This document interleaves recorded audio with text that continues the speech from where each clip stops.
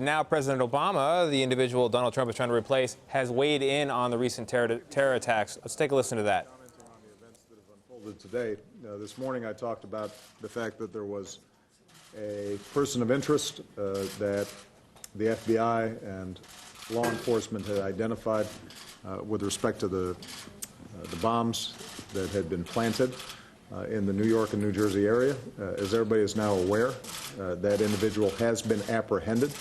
And I just want to start by commenting on the extraordinary work and coordination that's taken place between the FBI and local law enforcement for us to be able to apprehend a suspect in just a little over 24 hours after an event takes place like this.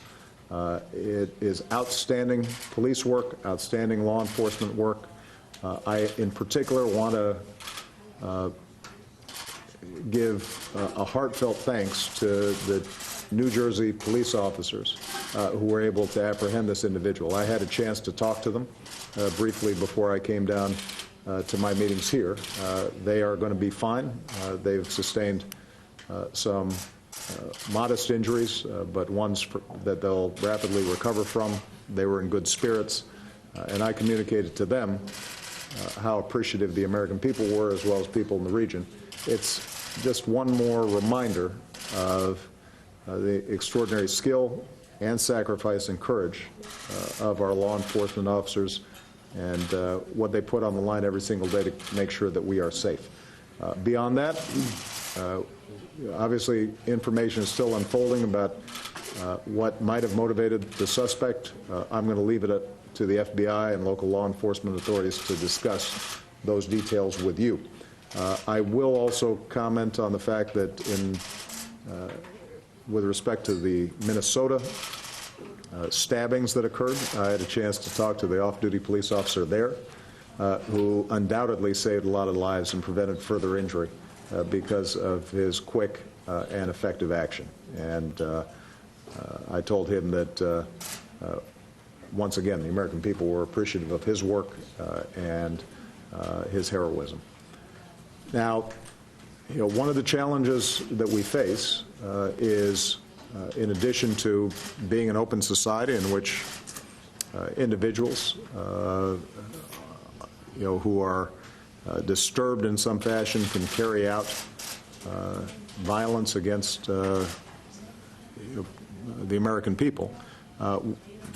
The big danger we have right now is that we have an organization in ISIL that is actively trying to radicalize and promote extremism of this sort. In addition, they are directly carrying out and planning constant attacks, not only overseas, but within Iraq and within Syria. And so it is with great appreciation that I welcome Prime Minister Abadi here, along with his delegation. Thanks to the sacrifices of the Iraqi people and the Iraqi armed forces, since I last met with him face-to-face a year ago, we have made significant progress in rolling back ISIL. They have now lost over half of the populated territory that they had gained and were still maintaining as recently as last year. And what we've seen now is just steady progress as the Iraqi security forces have gained more confidence, as they have coordinated with the 67-member coalition against ISIL.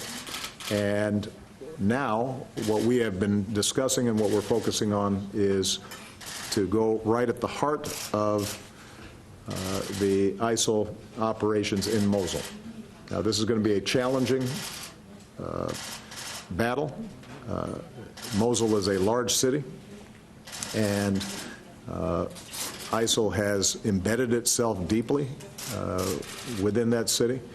But because of the pre-positioning of forces, because of the cooperation between the coalition and the Iraqi security forces, because of the cooperation and courage of the Kurdish Peshmerga, we feel confident that we will be in a position to move forward fairly rapidly.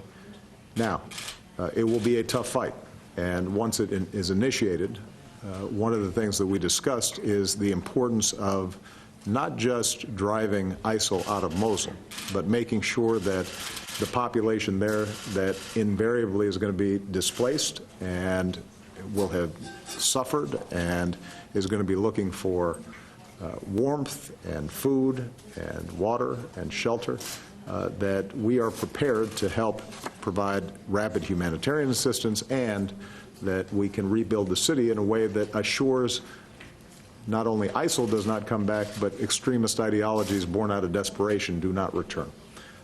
And so a lot of our work today is has been focused on making sure that that happens. I am very grateful that Prime Minister Abadi has consistently operated in a way that indicates his commitment to an inclusive Iraq that treats everybody fairly, respects human rights, and the work that we're doing with the Iraqi government will adhere to those principles, not just in the Mosul campaign, but beyond. But this is going to be hard. This is going to be challenging. It will require resources. We're going to be asking Congress to step up in support of this effort, and we're going to be asking other countries to step up in support of this effort. And my thanks go out not only to the Iraqi forces that have borne the brunt of the progress that's been made inside of Iraq, as well as the Kurdish Peshmerga, but also, obviously, our outstanding men and women in uniform. Although they are not on the front lines of the fight and not involved directly in combat, it's still a dangerous area to operate. And I think Prime Minister Abadi would be the first to say that our men and women from all branches of our armed forces have operated with incredible effectiveness and courage in providing the training and the assistance that has allowed us to make these gains. So hopefully by the end of this year, we will have seen further progress with respect to Mosul, and that we will continue to see further progress with respect to economic and political stabilization inside of Iraq. Mr. Prime Minister, thank you for your good work, and thank you to all the members of your team for the excellent work that they've done as well.